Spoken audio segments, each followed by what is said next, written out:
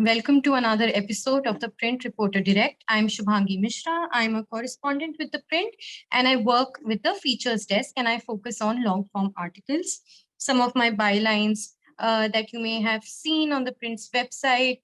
The recent ones are from Punjab elections, from my travels in Rajasthan, and from Kashmir.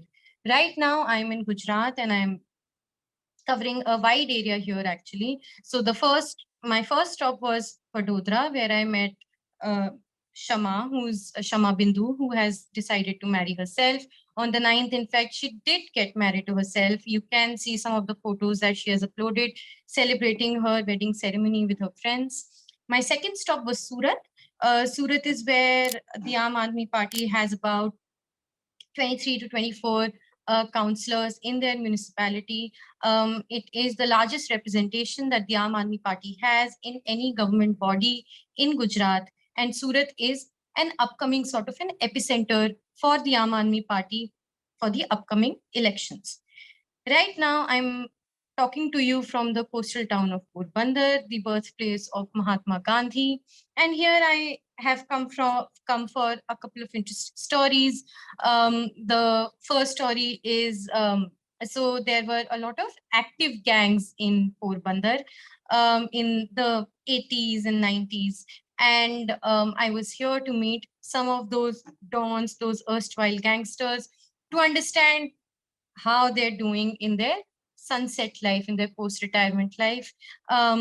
The 2611, the boat by which Kasab and company reached Bombay had been hijacked off the coast of Porbandar. The name of the boat was Kuber, and the terrorists had reached on this boat to Mumbai to carry out the unfortunate attacks of 2611. So I met the owner of the boat to understand how much he has suffered since this tragedy happened on his boat. And then I met the fisher folk here. I met a couple of people in authorities to dig out more stories, which you will see on the Print's website. First of all, subscribers, I'd like to thank you for so generously and so kindly paying to us, because I would not have been able to travel so far and wide and so frequently also if it were not for you. It's because of you that reporters like me are able to travel and get you stories by keeping our ear on the ground. Um, so first of all, I'd like to delve into a couple of stories. I have some questions from you all. So I will take those questions and also talk about my reporting experience in Gujarat. In the meantime, whoever is attending right now, I request you to send me some new questions if you have, once you've heard about these stories that I have pursued over here, or for any other thing, if you have any stories, if you have any questions regarding my reporting experience, what challenges we face on ground, anything related to journalism. If you want to ask me, I'm here. So the first story, I went to Vadodara to meet this very interesting girl. Her name is Shama Bindu. She's 24 years old. She works as a recruiter and she made national headlines when she said, I am going to marry myself. So I have a lot of questions regarding it. So I'm just going to take them here one by one, and I'm going to try my best to answer your question. So Radhika Ghosh asks, what opposition did the lady face when she declared her intent of Sologamy? Radhika, thank you for sending in your question, first of all. The main opposition that came to her was not from her family, not from her friends, but from society in general. So there is a BJP official there in Vadodara. Her name is Sunita Shukla. She, for one, was the most vociferous critic of this entire program. She said, "Ye to nahi ho sakta."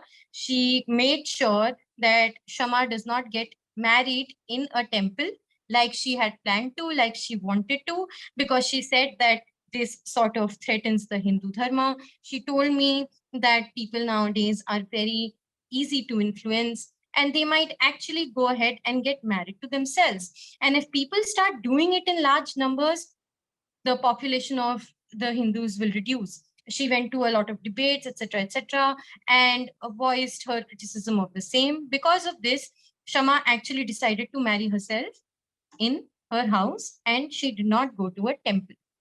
The second opposition came from the Pandit. So she had approached a Pandit over here, Devendra Pandit, and she had apparently, now this is what Shama said. She said, "This is the ceremony that I want to do," and he agreed. But what Devendra says he did not know is this very weird idea of marrying yourself. That is something he was not willing to go ahead with. He thought Shama wants to do a kumbh wedding, which is basically marrying an inanimate object like a tree, a matki, or a deity in order to get rid of the manglik dosh. He was okay with performing that kind of a ceremony, but he was not okay with this idea of her marrying herself, because he says that there is no provision of marrying yourself within the Hindu dharma. He's right, but is it any less ridiculous to marry a tree? That's a question that all of us have to ask. Then Padmakshi asks, what is the point of celebrating Sologamy? I have not written the question verbatim, but she asked me if there are other instances in other countries. So the first instance of Sologamy was seen in 1993 in the United States when a dentist, I forget her name, she had decided to marry herself, and about 75 people had attended that wedding. The trend has picked up in the West. There was a BBC report that I was reading that one woman who had married herself and then she must have gotten herself ordained, she had performed some 1,500 ceremonies starting from 2000 to I think 2016, about some 1,500 ceremonies for people to get married to themselves. That report said that this is a symbolic gesture. It finds no place in law. Sologamy finds no place in law across the world, not in India, not anywhere else. It's more of a symbolic gesture to say that, hey, I don't need anyone else. I love myself. So that is where a lot of instances of Sologamy can be seen. There are some websites in Japan, in United States, and the United Kingdom, which offer solo honeymoon packages, which help organize a wedding to yourself like this. So the trend has picked up. In fiction, you can see this trend. One of the most popular instances is Carrie Bradshaw marrying herself. In Sex and the City, she's dubbed as I think, the godmother of Sologamy. Then in Zoolander 2, Benedict Cumberbatch played a transgender role. Her name was Paul, and she was also married to herself. This sort of a thing was also in this recent film in India called Ruhi. In Ruhi, also Janvi Kapoor's character was possessed, and then at the end of the day, the spirit and Janvi Kapoor, they I've not watched the film, I've only read about it, but they made peace. And at the end of the day, sort of, Janvi Kapoor enters a relationship with the spirit, and then she runs off on a bullet. So there's a question over here. I will say it. Have there been any men who have married themselves, or is it mainly a new feminist trend? An anonymous attendee asks. Mostly, I could only see cases of women getting married. I'm not sure if a man has, but it does look like a feminist movement in the sense that it's mostly women who come forward and say that I'm going to marry myself. See, marriage, it is a patriarchal institute, right? It is where brides are supposed to leave their maiden names, and they have to serve their husbands, right? So when you say I'm doing Sologamy, and this is what Shama also told me, that she's going to perform all these rituals, she's going to wear a sindoor, but it's not going to be the protection of someone else. She might wear a Mangal Sutra, and that's going to be for her own protection, not somebody else's. So in that, it is sort of a challenge to a patriarchal idea. However, I do feel it's a very symbolic gesture, and let's leave it at that. If someone marries themselves, it has absolutely no legal standing. How do you divorce yourself, right? If you want to enter a relationship with someone else, you cannot legally take a divorce. Actually, there was an instance in Brazil where a woman was married to herself for 90 days. She then fell in love with someone else and sort of announced to the world that, hey, I'm divorcing myself. All of this is very symbolic. It has no value when it comes to any legality. There's no legality in Sologamy. So Akshay is a YouTube subscriber, Akshat, sorry, and he had also asked um, if this trend will keep up or what is going to happen. I don't know. Maybe some people will go ahead and do it. Maybe they will profess their love for themselves by this new concept that in India they have now been introduced to. Shama at least told me that she might or might not approach the courts and say that, hey, please legalize the act of marrying yourself. Will she do it? Will she not do it? Only time will tell. But some legal experts say that there might be absolutely, there is no precedent, and it might not be possible for a court to say that Sologamy is legal. It's a legal marriage which is recognized by law. Moving on. So I went to Surat. Um, in Surat, like I told you, the Aam Aadmi Party has a considerable presence in their municipal corporation. Now over there, they're saying that we are making this the center of our, this is the epicenter of AAP's presence in Gujarat. They're saying that their winnings might translate to 7 out of 9 seats in Surat. That is what the AAP is confident of. The Bharatiya Janata Party says we are going to look at just 2 seats, which where we think that the AAP might outdo us, but not more than that, because state elections are very different from municipal elections. Over there, the councillors are actually saying that they're trying to replicate the Delhi model of focusing on schools and on health. Some municipal schools which fall where the AAP has a strong presence, where they have a majority. For example, in ward number 17 in Surat, there is a municipal school where which has been there for the past 2 years. The Aam Aadmi Party has taken an extra initiative of advertising the things that they've done in that school. So they have painted the walls of the school very beautifully. The school has no benches and no seats.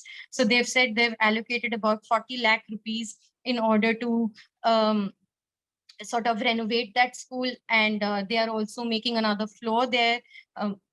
Sorry, that school is for standard 1 to 8. So they said that in each standard, they might be able to add one section if another floor is added to the school. I met some people on ground who voted for the Aam Aadmi Party. There was a very mixed response in the sense that some people said, hey, यहाँ पे vote हमने आम आदमी party को दिया, we tried to give them a chance, but in the state elections we are happy with the BJP, we are going to vote for the BJP. The Aam Aadmi Party recently dissolved all its units in Gujarat. They are going to rejig everything. They're saying that they have very aggressively already started campaigning. They are conducting a lot of group discussions across assemblies in Gujarat, and they are telling people of the Delhi model, of the new decisions that the new Aam Aadmi Party government has taken in Punjab, and also the kind of work that they have done in Surat to advocate for local governance models. So the Aam Aadmi Party then probably is looking at Surat as one seat as the epicenter of their Gujarat campaign. So then someone asked me, Akshat only asked me, if the recent remarks made by BJP spokesperson Nupur Sharma, which has invited international condemnation by Muslim majority countries, will affect the Gujarat elections in any way? The simple answer is no. The BJP cadre is not affected by the remarks of Nupur Sharma. Muslims are not a vote bank for the Bharatiya Janata Party. And that's that. That remark was made. Some international condemnation came. That's not going to affect votes. I don't think so. That because Muslims, simple reason why Muslims are not a vote bank of the Bharatiya Janata Party in Gujarat. If they were, these remarks might have affected them because now protests have erupted across the country. But the Hindu voter is not keeping in mind what the spokesperson said about symbols of another religion when they go to the ballot box. There are some more questions that I'll just look at. Just give me one moment. Um, so when we're talking of schools and implementation of the Delhi model, Nigel asked me if what if they have, if the Aam Aadmi Party has made any strides in Punjab when it comes to schooling. We are talking of Aam Aadmi Party, so I'm taking this question right now. It's not about Gujarat. So recently a report came out, which is the National Achievement Survey of 2021. Punjab topped this list when it comes to students' performances. It was ahead in Delhi and above the national average. So it was, for example, it topped in language scores, which is with 335 and 339 in math, which the students' aptitude is higher than the national average and higher than Delhi in these aspects. So if you look at the overall result of Punjab, so for class 3, Punjab scored a 71.4% in National Achievement Survey, while Delhi in for class 3 got 48.7. The national average was 59. For class 5, it was 61.7 for the AAP, 45 for Delhi, 49 for the national average. For 8th, it was 53.8% for Punjab, 43.6 for Delhi, and 41.9 was the national average. Class 10th, which is the last class that I'm mentioning right now, 50.6 for Punjab, 45.4 for Delhi, and 37.8 was the national average. Punjab scored the first rank in the National Achievement Survey. So replicating the Delhi model in Punjab might not be very intelligent. What they should focus on is and they have made some election promises. They had made some election promises in that regards, the Aam Aadmi Party. What they need to focus is on the teachers' grievances. Now, teachers, school as well as college and university teachers were protesting in Punjab for a long time now. They were sitting in front of the education minister's house in Sangrur. They also protested in front of Sonia Gandhi's residence, and they had a bunch of problems and they had a bunch of demands. So the first demand was that the elementary training teacher said that the salaries of 180 teachers had been cut in half since 2016. Then what the uh, what the senior teachers were saying is that the recruitment pass percentage in 2018 was amended by the cabinet, and the pass percentage was increased from 45% to 55% in 2018. The UTET teachers want a reversal of this. Then another demand was that they passed the 7th pay commission according to the University Grants Commission for college and university teachers. Teachers are very angry. They also recently protested in Punjab again, even after the shift in government. This is what the new government should focus on. Kejriwal himself had noted during campaigning that there was a lack of teachers in schools. So the grievances of teachers are the first to be addressed because we can see quite clearly that Punjab is actually performing much better than when compared to other states when it comes to schooling and the result of children. See, now maybe that's an allegation that has been leveled at the Aam Aadmi Party again and again, that they do not know how to handle Punjab. Recently, this big problem happened in Punjab where they took Sidhu Moosewala's security. The next day, he was unfortunately assassinated. Is it that the Aam Aadmi Party does not understand what's happening in that state and is replicating Delhi blindly? Many people are saying that the seat of power is in Delhi. A lot of voters were actually apprehensive about voting for the Aam Aadmi Party because they said, hey, हमारा तो CM रहेगा नहीं, CM तो power तो दिल्ली में रहेगी. These are questions that they should answer. Simply saying we will replicate the Delhi model and take it to Punjab is not going to work. I have another question. I'll just look at it. Yeah, again, have there been any men who have married themselves, or is this mainly a new feminist trend? An anonymous attendee asks, going back to the Shama Bindu story. I don't know. Mostly women are marrying themselves. They are not most of the cases that I read about marriage or divorce or the trend is generally popular among women. I was just talking about this, how marriage is sort of a patriarchal institution, and this thing, this decision, even a symbolic wedding and saying that I'm going to marry myself is a decision by women because marriage is affecting or benefiting men more than women.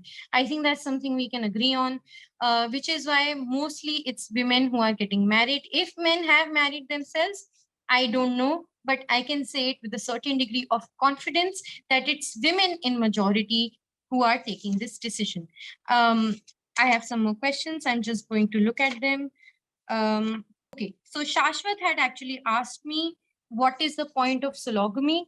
Point of Sologamy is nothing but to profess love for yourself and nothing else. There is no legality of this marriage.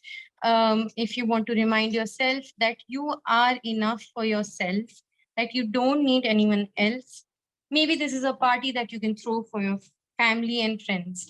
Actually, I'll tell you, when I had first heard of this girl's decision to marry herself, I had called her and I had asked her um, if she is asexual, because that would be quite empowering for asexual people, because marriage sort of involves sex. Also, not so much because asexual people say that they do want companionship, they do want romance. It's just that they do not want sex. But that was the first question that popped in my head. Shama is also part of the LGBTQ community. She identifies herself as bisexual and bigender and says that the queer community has been very supportive of her decision. So that's a good thing, right? Maybe for the queer community who are not even allowed to uh, marry each other, even though it has been legalized in India, they are still a man still can't marry a man and a woman still can't marry a woman. Maybe these symbolic gestures help the queer community. However, I'm not in the position to make these comments because I do not uh, because I do not belong to the LGBTQ community. So I'm going to zip it there. Okay. Okay. So another question that I had was, what is the reaction of the BJP cadre in Gujarat vis-a-vis Hardik Patel's joining of the party? So there are two things over here. One is that the BJP, one source that I was talking to very informally, he told me that it might not actually affect the BJP's gains when it comes to the Patidar community, because Hardik's popularity is quite diminished right now. He was not wrong. There was after the Lok Sabha elections in 2019, there was a survey by Lokniti CSDS which said that Congress gained about 25% of Patidar votes. Now, that was the pull of Hardik Patel, which is a very reduced influence. And the Bharatiya Janata Party had received some 60% Patidar votes. So then, if the Patidar community is by and large with the Bharatiya Janata Party, then did they need someone like Hardik? To that, one can say that a leader like him, who helmed this very strong movement, Patidar movement in Gujarat, who has said the most notorious things about the Bharatiya Janata Party. He called Narendra Modi a faku. He called Home Minister Amit Shah a gunda. He has said all these things. And now at the end of the day, he is saying the most mean things about Congress कि वो लोग तो chicken sandwich खाने की party है या अपने phone में पूरे टाइम बिजी रहते हैं. तो if he has said these things about the Congress and he has been such a critic of the BJP and is still joining the Saffron Party after all these years, after starting a movement against the Bharatiya Janata Party, so to speak, joining the BJP then shows you how strong it continues to be in the state. There was another question which asked what sort of, why is BJP still so popular? What are the grievances of voters? So in Porbandar, actually, I met some people in the fisher folk community. They said that we have voted for the BJP. They still very much like Narendra Modi. They still very much like, they were saying they're under the impression that there's no crime has come down in Uttar Pradesh and Yogi Adityanath is doing terrific things. So they are Saffron Party voters. But they said that they have felt neglected by the Prime Minister over the years, their community, because at least they alleged that in the past 3 years, they have also suffered a lot. Fisher folk have suffered a lot due to COVID and lockdown and now inflation. But while there have been a lot of pardons when it comes to farmers, when it comes to loans, there have been no such incentives or relaxations or loan mafi for the fisher folk community. So they said that they have felt quite neglected by the Bharatiya Janata Party over these few years. I think these are all the questions that I had. I was just looking at my notes. Just give me 1 second. Yeah. So if there are any more questions, you may please ask me right now. I would be happy to answer them. Otherwise, let me elaborate on the stories that I have done here. Okay, there's another question that I have received. Have there been, do all journalists have to be well versed in politics? Shashwat Khatri is asking this question. Yes, Shashwat, why not? Because politics sort of runs this country. You have to, especially when you wake up in the morning, it's very important to read the newspapers, at least one newspaper. I try to read one newspaper and then I go through the newsletters, international and some national newsletters that I've subscribed to in my inbox to be ahead of the curve, or at least with the curve when it comes to the news cycle. Otherwise, it can be, the information overload nowadays is such that you can easily get lost and not know about whatever's happening.